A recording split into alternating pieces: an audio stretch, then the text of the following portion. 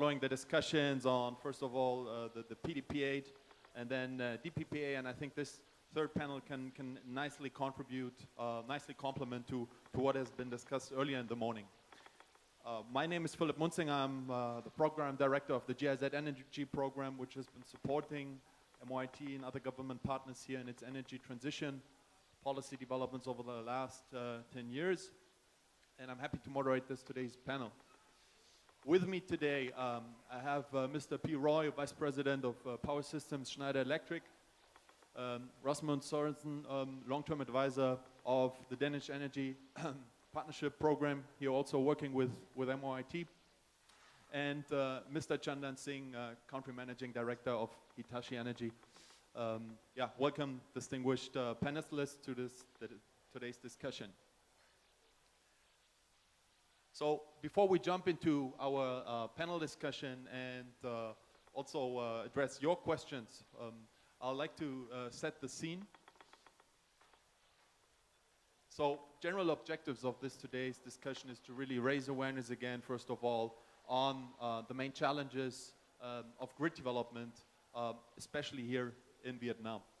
We'd like to explore what can be optimized, what can be enhanced, what is the condition of current grid assets, and what are technical features, technical elements that would help to further integrate renewables in order to build a sustainable electricity system here in Vietnam. So let me start first by showing you this slide. This slide shows you the global annual investment, power capacity and grids over the last decade worldwide. And you can see while power capacity has been growing worldwide, and in the green bar last year 600 billion of the 750 billion made renewables, so an all-time high on renewable investments last year. The investments into grids has been quite flat. Yeah? So I think this should serve a bit as a wake-up call that we need to catch up with grid development and grid investment in order to let renewables into the system. There's quite striking numbers also from the IEA that say that last year 3,000 gigawatts, of that 1,500 gigawatts in advanced stages of renewables have been queuing because of grids not being able to connect them.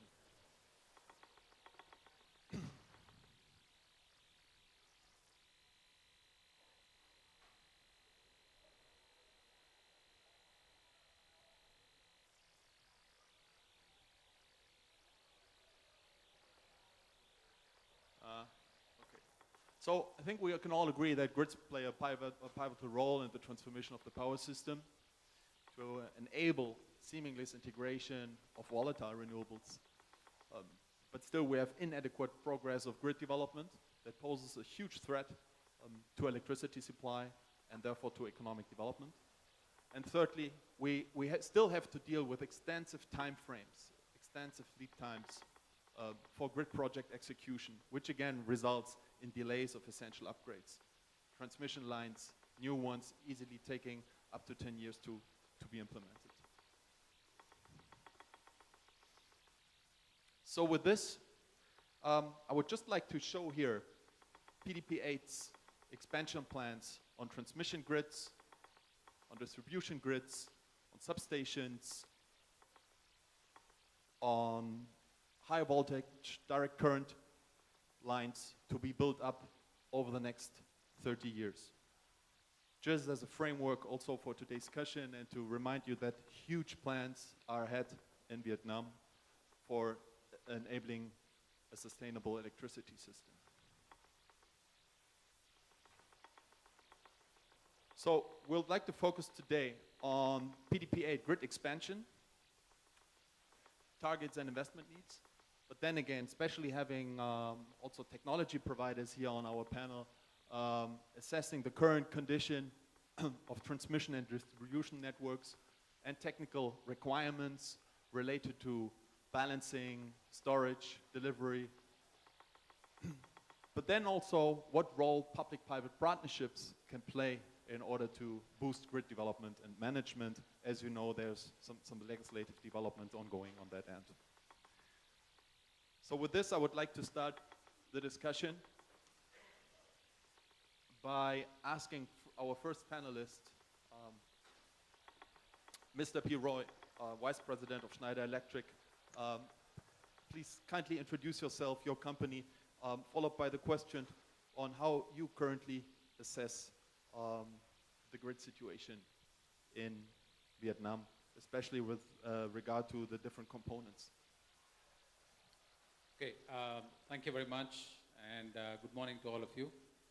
Myself, as Philip was saying, my name is P.I. Roy from Schneider Electric. I'm based here in Hanoi, new to Vietnam. I think some of you know Schneider Electric, but for those of you who don't know Schneider Electric is providing solutions for energy and digitization. And in Vietnam, Schneider has been there for almost 30 years. So next year we'll be celebrating our 30th anniversary. Especially in 2021 was a big year for Schneider because we were awarded as the most sustainable corporation by Corporate Knights. So it was a big recognition of the work that we do in sustainability. So we provide energy and automation digital solutions for sustainability and efficiency. Of course, in Schneider, sustainability is not just another business. Frankly, we have made sustainability as the core of our strategy. So whatever we do, how we do, and why we do, everything is centered around sustainability and efficiency. So yeah, I mean, efficiency is a big topic today. And we see that even in Vietnam, that many customers are realizing that efficiency is, let's say, like the unsung hero to achieve sustainability. Because when we talk about sustainability or efficiency, we very often think about the supply side. We don't think much about the demand side. So what's happening now is that awareness that efficiency can deliver for the sustainable growth. So coming back to this topic, of course there are several challenges that we have today on the distribution network. The integration of renewables, I think it's quite known to everybody, the challenges that was faced in Vietnam. It's not yet fully resolved. It is still on the way to getting resolved. Philip mentioned some of the statistics in the introductory slides. I think with the penetration of EV and things like that, the distribution grid is becoming really complex. So what can we do in order to lay the foundations to manage this complexity? So there are a few things that can be done. One, of course, we need to continue to make the investments in renewable energy. Over time, some of these constraints will be sorted out, but if you want to have a sustainable grid, there is no other choice but to continue to invest in the renewable energy infrastructure. So be it solar, be it wind, storage solution, et cetera, et cetera. The second thing is really to make the grid, distribution grid smarter. And by smarter, we mean you really need to implement smart technologies today to manage this complexity. More smart meters, more sensors, more automation, all of these are really key if you want to manage the complexity of the distribution grid. And of course, Schneider provides many of these solutions today in the market. There has been a lot of discussions and talk by EVN here to see how they can implement some of these smart technologies or smart grid technologies on their network. And then, of course, the other point that we need to look at is how can we modernize and upgrade the distribution network. So why? Because if you don't modernize, if you don't upgrade the network, you will not be able to manage the losses. So by doing timely interventions to upgrade the network, to modernize the network, you can drastically reduce your losses that's happening on the network. So that's another angle that needs to be taken care of. And of course, demand side management. So this is another topic that, as I was mentioning before, when we think about efficiency and sustainability, very often we think only on the supply side, but there is a lot of things that can be done on the demand side to encourage people to have more sustainable practices in the way they operate their day-to-day operations, be it an industry, be it an hospital, be it a hotel, be it any oil and gas facility, for instance. So a policy support to encourage the consumers, the large consumers of electricity, to move towards more sustainable operations is another foundation that can be laid, and that can help us to move towards a more sustainable and greener grid. So, of course, the distribution grid is at the center of this energy transition. So I believe by putting in place some of these steps that I was mentioning, it will be possible for Vietnam to move faster towards sort of some of the ambitions that has been set in the PDP 8 and after. Thank you, Roy, for your first insights, mainly touching upon distribution. We keep on hearing a lot in Vietnam at the moment when it comes to transition, and especially transmission costs, different necessary components in order to ensure that renewable energy that is currently being centered in certain parts of the country can be transmitted to other parts where it's strongly needed, and then in the next step to further be shared among the entire country. Chandan, I'd like to invite you to share a bit more on your views, being especially involved as a technology provider on transmission grids. How do you assess the current transmission infrastructure, and what do you think are aspects that should especially be prioritized over the next years? And please start with an introduction of yourself and your company. Thanks. Thanks, Philip. I'm Chandan. As Philip mentioned already, I'm representing Hitachi Energy on this forum. Hitachi Energy comes out of ABB Power Grids. ABB Power Grids have been here for almost 30 years now. We are going to celebrate our 30th year anniversary on November 28. We are, as Philip mentioned, a technology provider for transmission grid, and we have been providing that solution to Vietnam and the ASEAN region from Vietnam.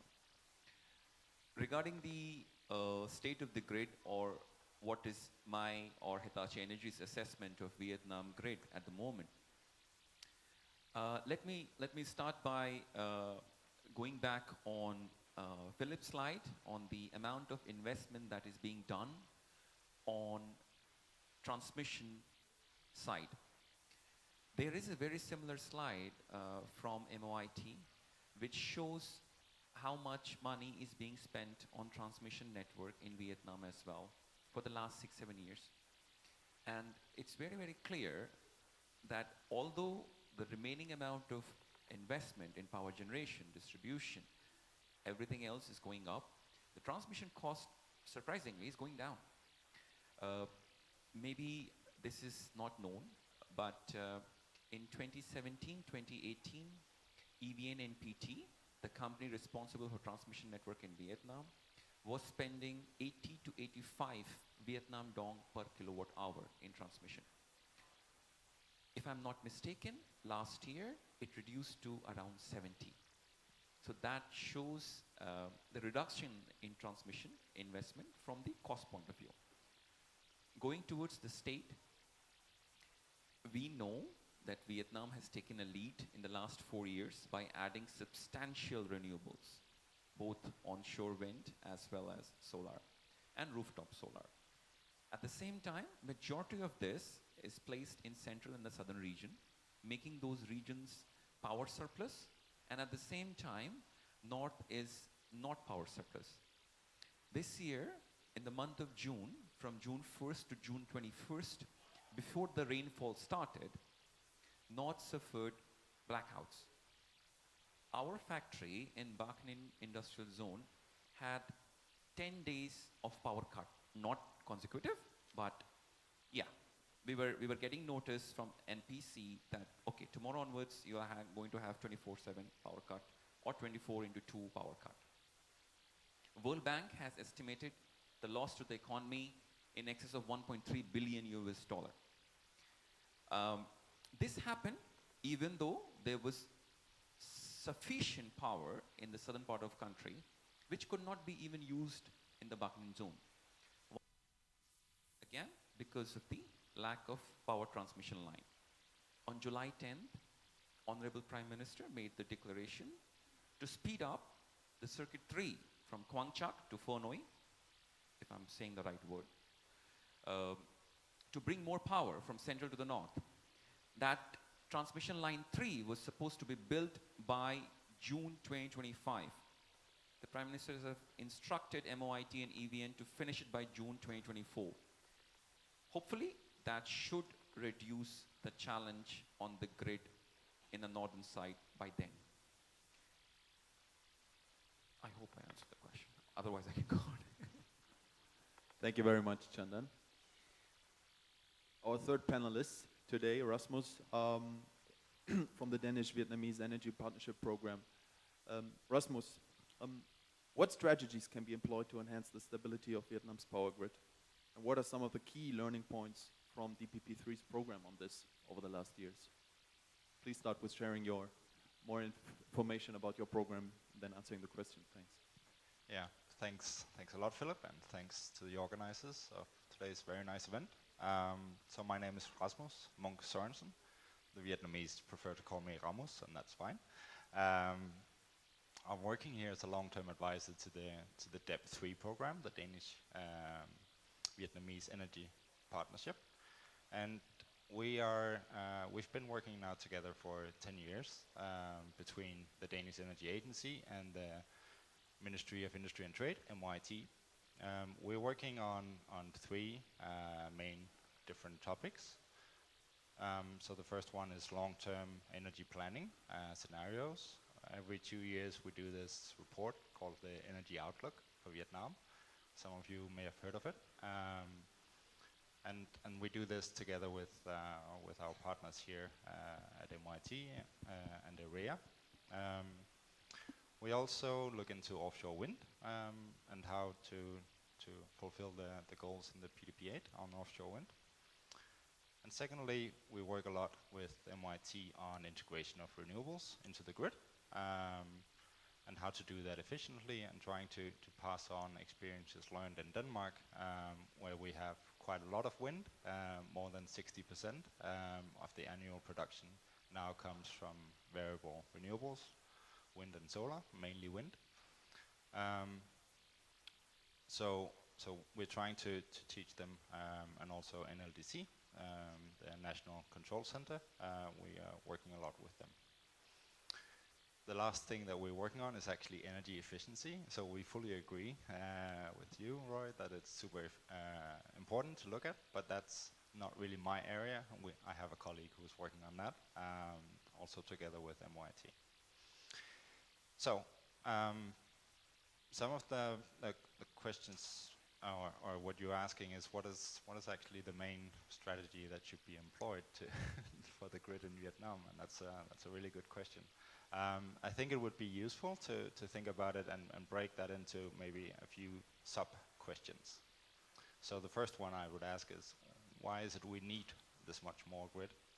And when you look at the numbers that you showed from the PDP8, it's clear that there's a huge need for investments into the grid, and it can seem like a tremendous obstacle. But I think it's important to remember that if we go back and look at the last 20 years, Vietnam has developed from using less than 10 terawatt hours in year 2000 to today getting close to 300 terawatt hours. So I really think that's very impressive. It's been a truly impressive development. And yes, now that needs to be done again. But it's, while doing that, I think it's important to understand grids being not a goal in itself, but a part of a solution. So why is it we need more grid? Well, we need that for producers to get in contact with their consumers, of course, and for the consumers to have cheap, reliable electricity. So that's the main purposes. And while grid can supply a lot of that, it can also be supplemented by other solutions. So better operation, better forecasting of the grid, having some requirements to the equipment that is connected to the grid. That can mean you can utilize the grid more efficiently while still maintaining a high degree of security of supply. So that's some of the measures that we're looking into a lot together with MIT in the DEP3 program, how to make more efficient use of the existing grid. That doesn't mean you don't need investments, but it helps to reduce the amount you need. Then the second question I would ask is, well, when we do need investments, so the investors, those who are going to invest in the grid, do they have the means? Do they have the capital required to invest in it? Do they have the incentives required for it? I think that's a big question, and that's a very important question to ask. And this is where I think maybe later we'll start talking about bringing in private partners for investing. But this is truly a key question to address, because I think we can all agree that it requires quite a lot of money put into this. Last thing I would suggest to ask and look at is, what are the hold-ups for actually constructing the grid? There's quite a lot of processes, I think. They are everywhere, but I think also in Vietnam, where some bureaucracy or some rules are causing quite a lot of delays and going back and forth. So that can be problems with procurement of land. That's an issue for renewables, at least. I think it's also an issue for approval of grid. It can be tendering processes when you are purchasing grid equipment. What are the approval processes? Everything in the whole line, from planning and saying we would need this project till it's actually operational, looking through that and saying what is causing all the delays. Because even though Vietnam has been very efficient, I'm sure there could be a lot of efficiency gains in the process going through it. But yeah, so that's my few cents on that. Okay, thank you, Rasmus. Continuing with you, perhaps you can start and then invite the others to add. Talking about the requirements for getting renewables connected to the grid. What do you see as essential requirements for grid connection in general, but especially given the current situation and the upcoming years in Vietnam? That was for me again, yeah? Yeah, right.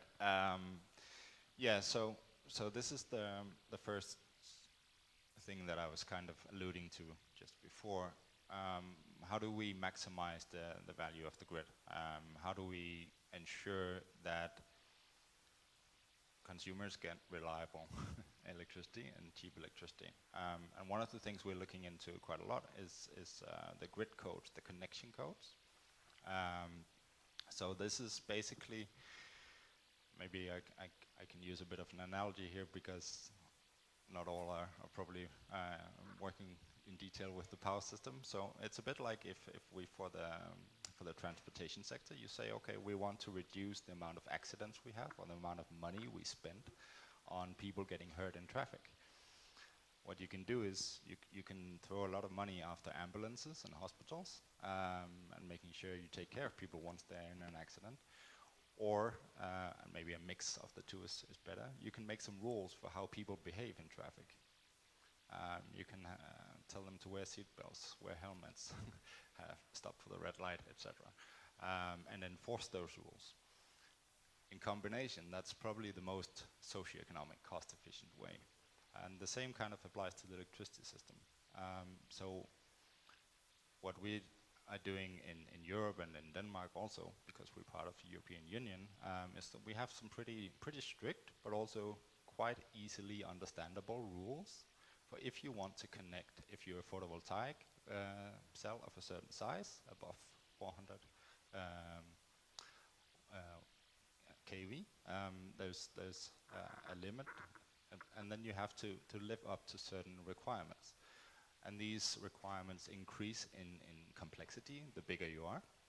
But that also goes, they have the same here in Vietnam for generation, but they don't have it for demand. And there could be also a stronger enforcement of some of these rules. So that means that if you connect a new factory or something that uses a lot of power, today what will happen is if there's some fluctuation in the grid, that factory, the units, the motors, or whatever using the power, they can behave very, not very good for the system. Basically, they're causing more problems, and that means that the operators, they have to have equipment in the grid taking care of that situation, the emergency services, if you wish. So by just having some rather simple requirements, saying, well, if you want to connect a big engine or a big motor to the system, to the power grid, you need to fulfill these requirements. You need to behave in this way if something happens in the grid. So you're helping the grid rather than making the situation worse. And this is something that can really help reduce the need for emergency services from EVN and NLDC. Yeah, I mean, Please. can I add a Please bit more add. on? So, of course, the growth of solar, especially in Vietnam, the last few years has been impressive. I think it's beyond the targets that were set by the government, so that speaks a lot to the policy support that the sector received. And it's really a very successful exercise. But of course, we all know that a lot of capacity that came up from these renewables are today not being able to be tapped. So it cannot be sold on the grid because of all the constraints that we have on the grid and stuff like that.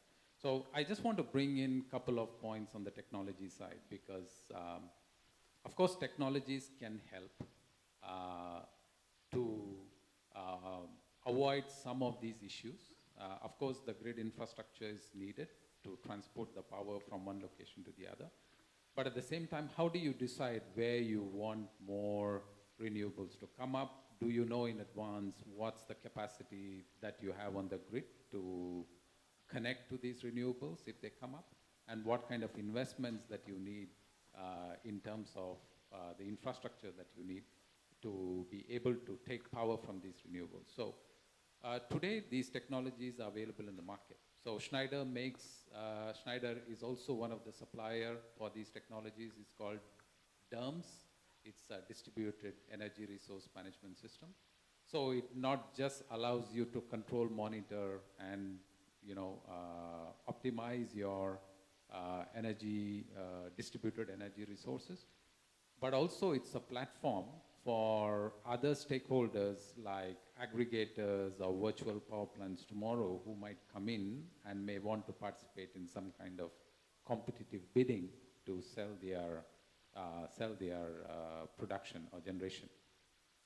So technology can go a long way, not just in helping you optimize the operations part, but also in terms of planning. So I think there's a lot of discussion that we are doing with EVN today locally, and some of my colleagues are here in this room who are part of these discussions to understand what are those technologies that they can put in place today in order to have a better visibility on how to evolve the distribution grid going into the future.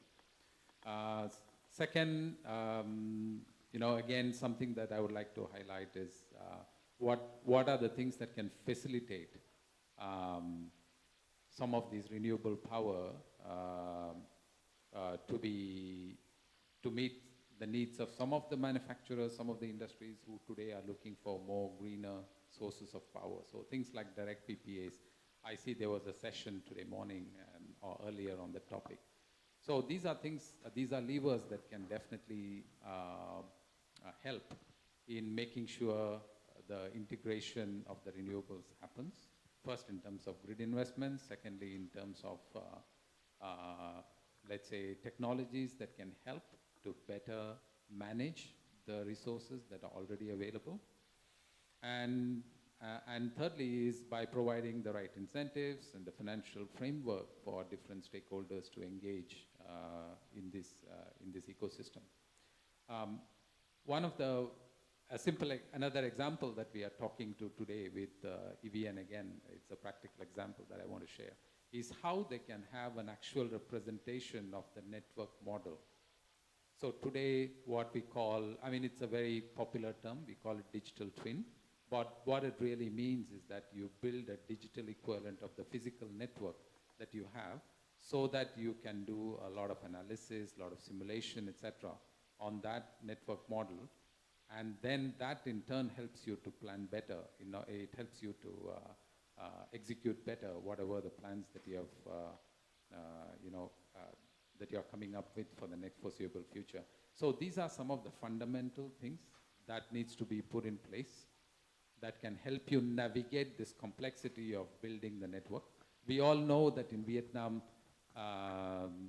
the power consumption is growing at 10-12%. So there is going to be increasing demand for power. And this increasing demand of power has to come with more sustainable power, right? So for the distribution grid, that means more complexity. But do we have the technologies today to manage that complexity? My answer is yes. Has it all been implemented today in Vietnam? Not yet.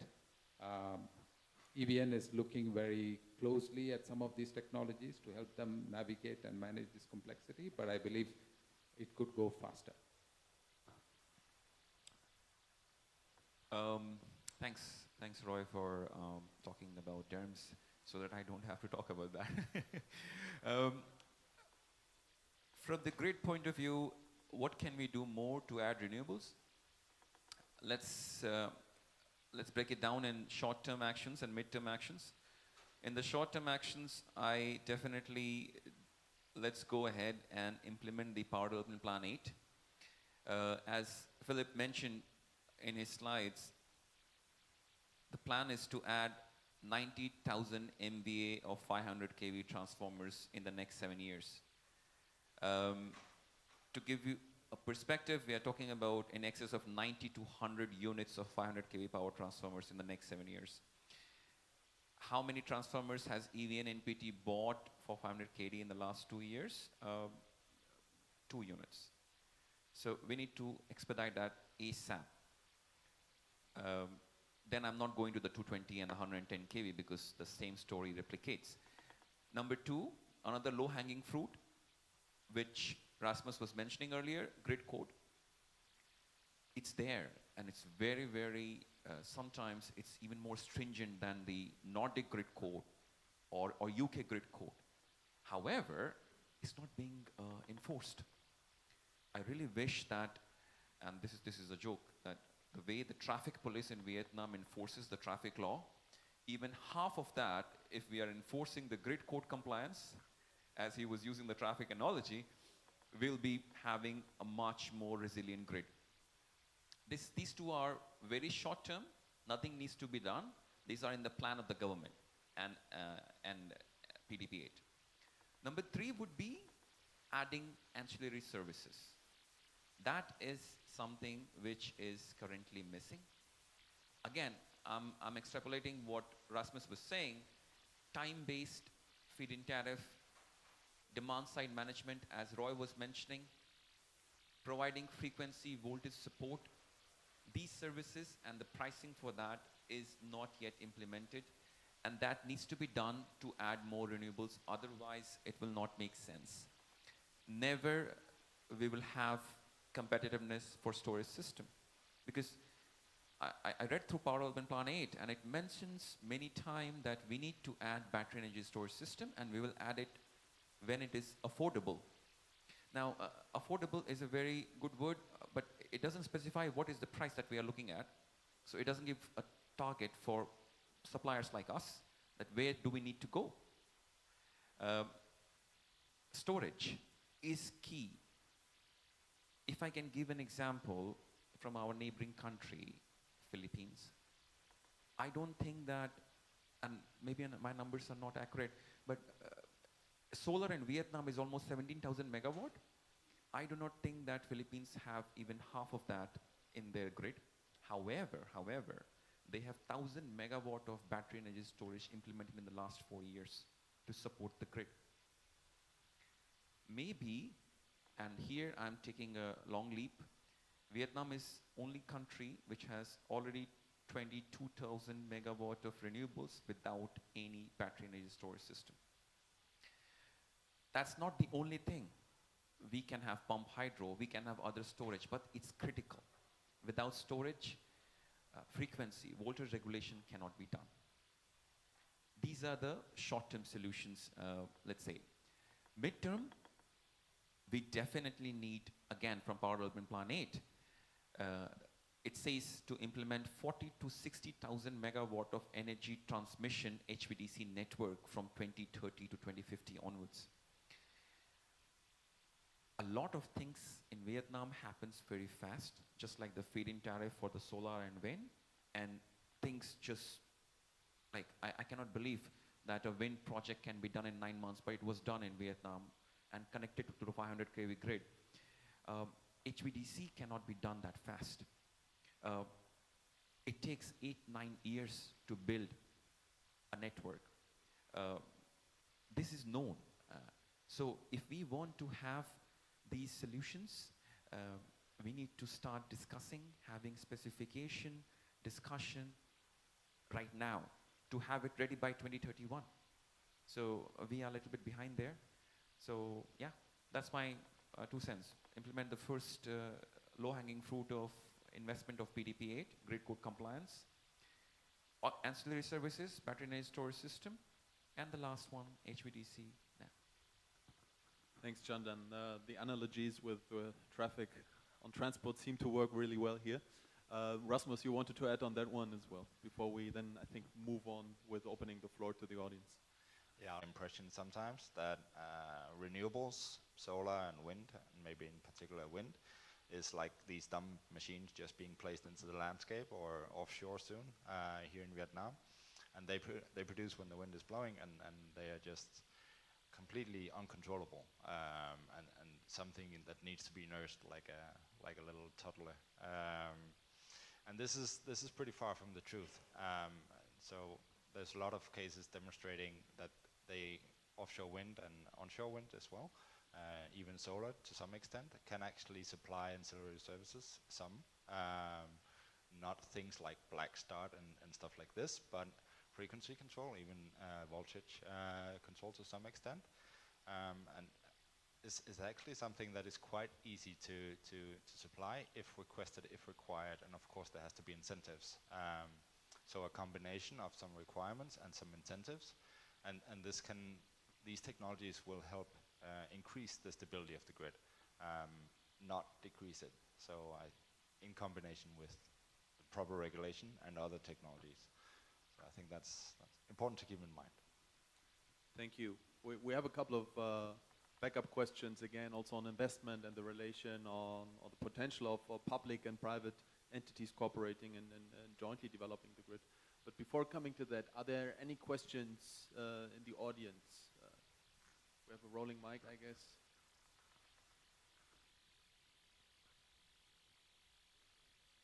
Doesn't seem to be the case at the moment.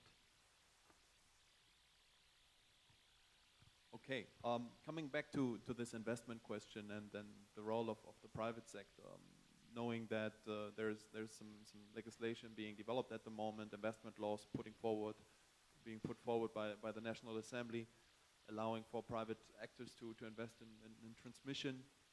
We also know that there's huge expectations in the international community within the JETP, especially on the GFAN side, private actors, international financial institutions wanting to invest into the grid. In parts, there's ODA regulations standing in the way, but then and also other regulations. From I know we have mainly now advisors on the energy planning, but also technology providers here on the panel today. But again, I'd like to hear your view on what's on the private side, what you think is needed, and what are potential success factors in order to allow the private sector to invest into transmission, but also to allow it to manage it in an efficient way. Maybe Chandan, you want to take that first one, and then the question is very challenging. I can, if you allow me, I can state few challenges that as a technology provider I see at the moment. At least I can see 3 of them for private sector investment in the grid side. Number 1 would be very simple, no-brainer, that the cost of transmission in Vietnam is quite low, 70-80 Vietnam dong per kilowatt hour. That's the lowest. That's even lower than India, and that says something. So return on investment will be a big challenge. That's number 1. Number 2, very big challenge which even EVN NPT faces, and EVN Ho Chi Minh and even Hanoi also faces, is land acquisition. So being state-owned entities, if they are not able to acquire land on time, you give it to a private, let's say, investor who has to acquire land over thousands of kilometers. We are taking a very big gamble there until unless the government does assure that the land would be provided as part and parcel. And the last one would be integration with the existing grid. As I was mentioning earlier, the grid code is not being enforced. So immediately there will be harmonic distortion, harmonic current distortion, challenges that the current grid will inject in the private grid. All these things does present challenges. At the same time, can this be done? For sure, for sure. There are in the region, and the previous panel it was being discussed, there are legislations which allows private player to come in, and I'm sure that with proper regulatory environment, even though I cannot see the business case, I'm sure that there are smarter people who can make a business case and do implement private grid in Vietnam, which will be very, very beneficial for the Vietnamese public, but also profitable in the long run, very sustainable as well.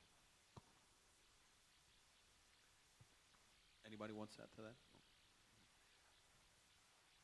Do we now have any questions from the audience? One question's over there for this gentleman. Thanks.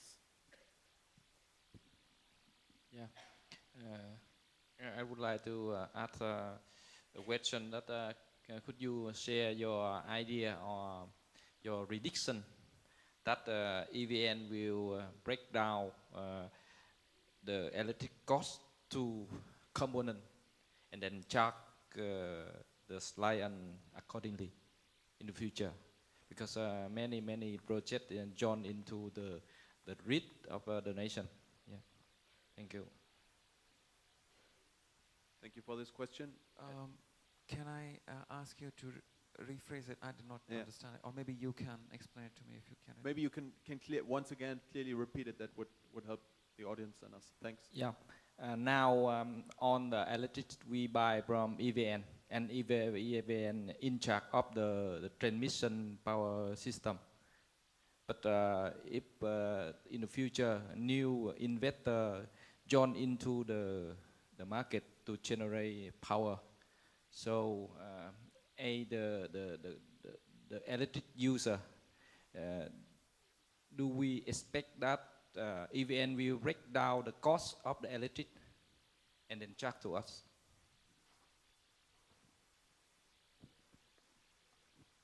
If I may, I would like to help you for that question, because it's about electricity law in Vietnam, and as I already mentioned about splitting, making the breakdown between the electrons and the transmission and distributions. For the moment, EVN is not allowed to make that breakdown, and we all are looking for that, because this would allow us to have direct PPA charges that we are looking for transmission and distributions. And this is not in EVN decision, it's the National Assembly decision. So it's out of their control. Many thanks for directly responding to that question. Yes, Important thank you point. for that. Anybody wants to add to that from the panel? Or thanks. Yeah, thank you. I would like to ask you about how do you think about the potential of grid, interconnection grid in Vietnam to neighboring country? Two ways, on land and, interconnection and submarine HVDC. Thank you. Thank you for your question. I think Chandan is the first Okay. one to take on that one. That's a very interesting concept of having interconnection grid, and as a grid technology provider, I can confidently say that if we have interconnected grid like the ASEAN has been envisioning for some years now, if not decade, a lot of challenges will be solved. We might not need to have energy storage. We might not need to have so much pump storage. Currently, we are buying power. So in this June, when we were suffering from power cuts, China came to Vietnam's help and supplied emergency power through 110 kV grid. Now that's already a challenge if we are buying power at 110 kV because it's not so efficient. The next challenge or the next opportunity comes from connecting our grid to Laos to buy power from monsoon. The target is to have, if I'm not mistaken, 3,000 megawatt from monsoon by 2025 and 5,000 by 2030. Again, here also we are trying to have our AC grid 500 kV connected to the monsoon power plant and have a grid from there. The third one in the south, we are selling to Cambodia, almost, if I'm not mistaken, 380 to 400 megawatt of renewable power to Cambodia. Again, these grids are not synchronized. These grids are actually kind of a challenge that is presenting to Vietnam currently. There are technology existing which in the European Union is being used to connect. So for example, maybe Rasmus can give more example how Denmark is connected to Norway and Sweden, and they are exchanging renewable power depending on which is surplus. There is a solution for that, and that is definitely going to be helpful.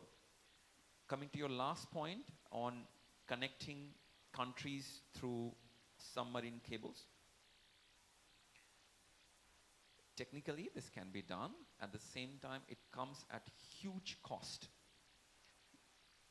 To give an example, Prime Minister Chin and Prime Minister Lee made an agreement that Vietnam and Singapore will go into having offshore wind power from Vietnam Cha Vinh area to Singapore directly through undersea cables. The cost of putting undersea cable through HVDC technology will be so high that 1200 megawatt might not be enough to sustain that. So we are talking about huge cost when it comes to undersea cable. And undersea cable has an inherent disadvantage of limiting the current and the power that it can transmit. That is why having overhead line is still a preferable way to do it. And it can be done. It can be done. ASEAN has been studying this and having ideas about this for some years now. But thanks very much for the question. Thank you. Yeah, thanks.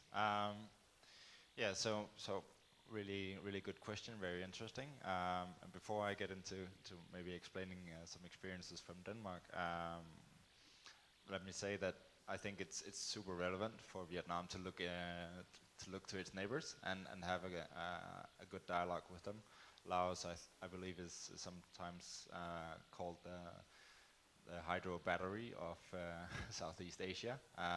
So they already have a lot of hydropower, but I believe they have a potential to even double or triple the amount of hydropower that they can generate, even without actually stopping the Mekong River. So that's a huge potential for Vietnam, I believe.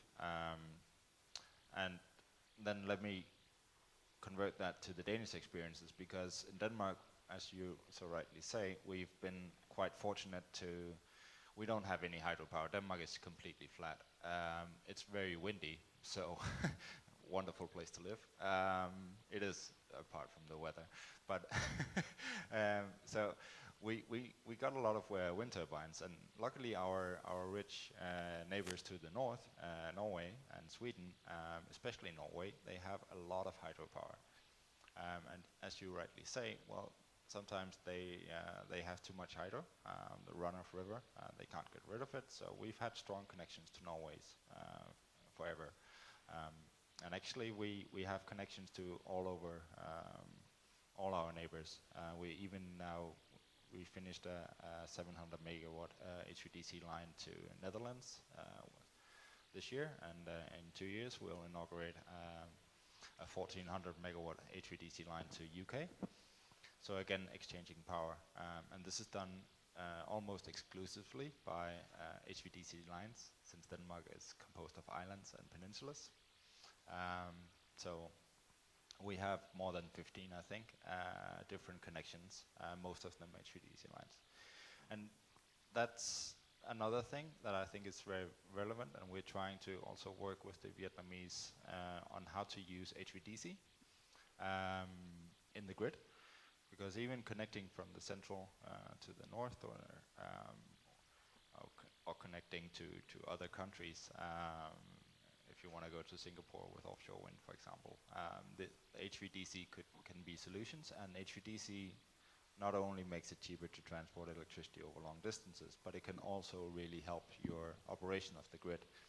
With the newest technologies, HVDC can really basically act as a very flexible power plant in your system. So it really supplements renewable energy in two ways. Yeah. Just one more way of adding HVDC. HVDC has much lower transmission losses, the lowest possible, less than 1%. And to transmit the same amount of power over 1,000 kilometers, it takes less than 50% of the AC grid footprint in terms of metal, cable, everything, to do the same amount of power transformer. So it's more sustainable as well, greener. Thanks. Yeah, I think we can see the relevance of interconnected grids, regionally interconnected grids, in order to take the next steps, ensure that there is sufficient energy supply, sufficient electricity supply, while further integrating renewables. We can also see that in Germany, country where I come from, with almost 50% of solar, wind, biomass in the electricity mix. And now taking the next steps, coming to 60, 70, 80%, really, they will really need to rely on the interconnection with other countries, but also, again, on storage. Storage will play a key role, and if we look at the PDP-8 and the storage, hydro storage resources in the country, which are limited, and the 300 megawatt BES being put forward, that is probably not sufficient. Looking at other scenarios, for example, from the Danes, where a lot more storage is being planned in BESS storage, in order to secure the system, in order to avoid a massive take-up of gas capacity in the 30s. What's your view, again, also coming from a grid technology provider perspective, on the role of storage, especially related to cost effectiveness, to market maturity, and the role in Vietnam over the next years? I think last year I read about the energy island concept of Denmark, and that's amazing. That's already speaks a lot that can be achieved from the technology point of view. At the same time, from the pricing point of view, current prices in Vietnam for energy, electricity, is lowest in the region, barring Myanmar and Laos, because of the obvious, it's a hydro battery, we can say that. And it does not entertain demand side management at the moment, not having time-based feed-in tariff. The solar producers do not get any incentive to add energy storage to their projects currently.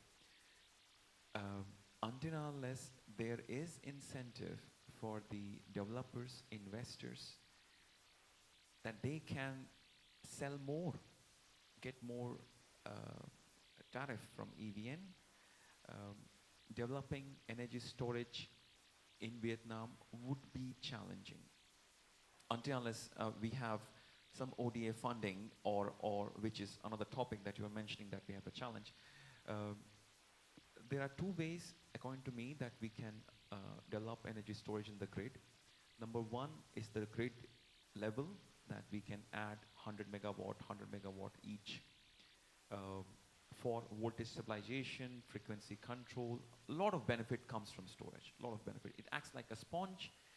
All the impurities is absorbed and it gives you clean water. Let's talk like that.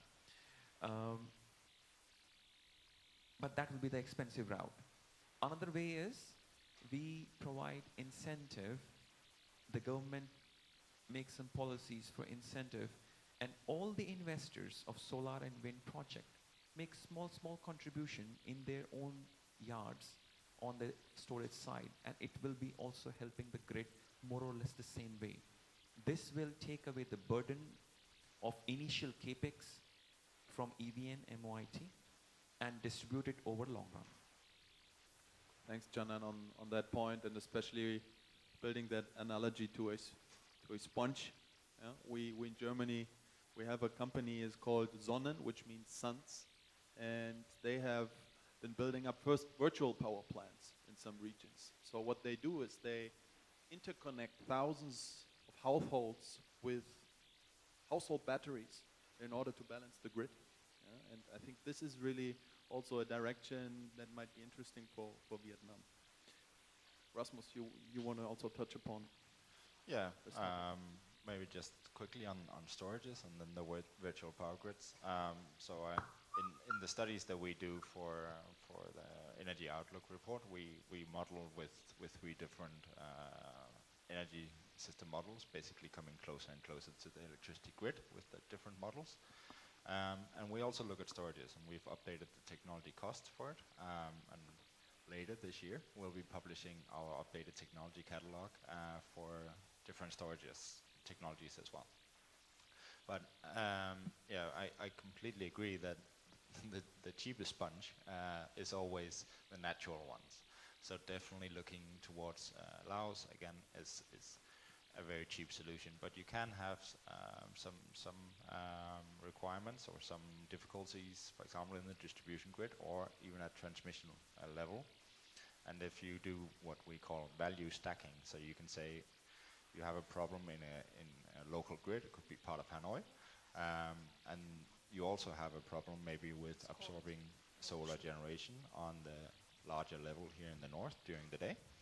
Then you can say, okay, we install a big battery somewhere in Hanoi, and that battery can both help the distribution grid and help with problems in the overall system. So it's all about value stacking, and if you do that, then battery storages could definitely see a rise in the next 5-10 years.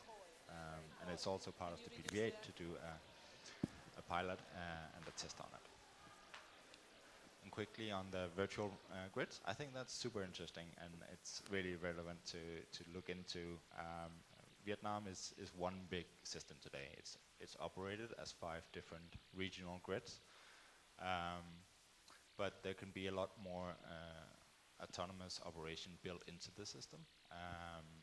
So this is something I know that NLDC is working on, but also that the regional centers and the power companies can be working on and developing. I think right now they're focusing a lot on investments into the smart grids, getting it up and running, which is a big first step. I'm sure Roy knows more about the technology side of the distribution grid, but definitely this can really help improve the overall stability of the grid. Yeah. Thank you for your insights. Are there any further questions from the audience? Yes, this gentleman, please.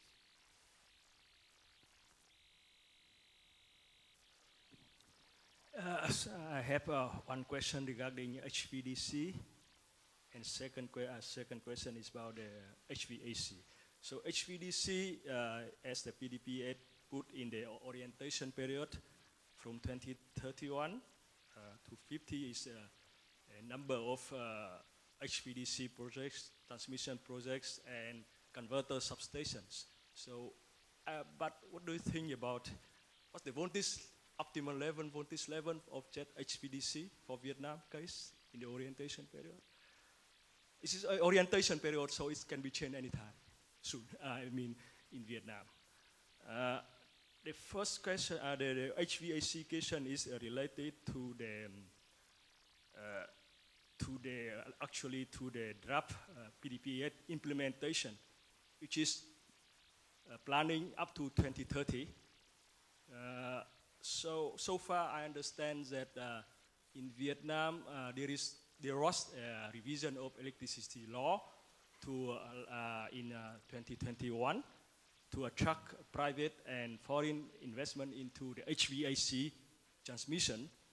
But so far, if the HVAC transmission project is individual and separate, no private and foreign investment yet into transmission, into the non-core transmission business, because the core transmission is supposed to be done by EVN or EVN and PT, etc. So what do you think to be decided in Vietnam to attract the private and foreign investment into the HVAC transmission projects? If this is not linked to a solar farm or the wind farms, like the case of Trung Nam, for example. So this is two questions. Because in the PDP implementation, they put a lot of projects like to be implemented in the socialization way. Socialization means they want to have private investment. To me, it's more like a wish. If the project is not feasible or foreign investment doesn't see it feasible, they don't invest in. So it's more like a wish, not a plan, in my personal view. Thank you for these two questions. Chandan, you want to respond to that? A lot of interesting comments you made, and perhaps apart from the HVDC voltage, you already answered the questions as well, but I will try to give my 2 cents wherever I can. Regarding the HVDC voltage, as you said, in the orientation period, we can have a different voltage and later on have a different voltage. Yes, we can, absolutely, from technology point of view. But again, then we are talking about adding new equipment, electrical equipment, when we change the voltage. Yeah. So it also depends on how far we are talking about. If the objective is to make a backbone network from central to the north, apart from the 3 circuits that is already planned for the AC, then 200 kV DC will also do the job. But if the objective is to transmit 40,000 megawatt as it is envisioned in the PDP-8, then it definitely makes sense to go around 400 kV and higher HVDC network. Much more efficient in that sense and is able to transmit more power from that point of view. Regarding HVAC question, yes, currently along with Chunnam, Suntien, and one more company, I'm forgetting, have built 500 kV substations and small transmission line to connect to the EVN grid. They are doing this because they could not wait for EVN to build the power evacuation substation for them. However, what current government and the policy is thinking is to have a more investment, or let's say side investment in the grid is a noble idea to increase investment in the grid. It's not very clear from the policy point of view how liberal it would be for a company if you decide to invest. How will you be compensated for the land challenges? And how long will be the PPA? And who will sign the PPA? So these are few questions which are not yet clear for any business to come in and put a network. I know last year there was, there's a company called Adani Transmission, which actually invested in HVDC connection to bring in power to the city of Mumbai. So it is profitable even for a private company to make an HVDC network for themselves and bring in more power and sell it. Again, it depends on the few challenges that I mentioned already. If we have more clarity there, it is definitely a business that can make sense in Vietnam. Yeah, I hope I answered. Thank you very much to the panelists. Thank you very much to the audience. We've finally come to an end of this third panel. I want to thank the panelists and the audience. I think a very interesting discussion. So just to quickly conclude, I think we can all agree that the PDPH grid development targets are already quite ambitious, looking at all the different elements. And still, we also see that strong investment is needed, that public investment likely won't be sufficient to leverage and further accelerate the necessary grid development. The 15 billion standing public investment standing in the PDP8 probably or very likely need to be substantiated, and public-private partnerships can play a strong role for that. We heard about grid codes, about essential requirements to ensure that renewables, especially volatile renewables, can properly be integrated into the grid. Nice analogies with transport traffic and electricity traffic. But then again, also, I think it got very clear that one need to pull the interconnection opportunities in the region, also across borders, especially with countries with strong hydropower storage potential to help balancing the system. And also then to pave the way for solutions like virtual systems, virtual power plants, and the further uptake of battery energy storage at different scales. So with this, I would like to again thank you very much, and wish you an exciting afternoon and the rest of the week. Thank you very much. Thank you, Philip.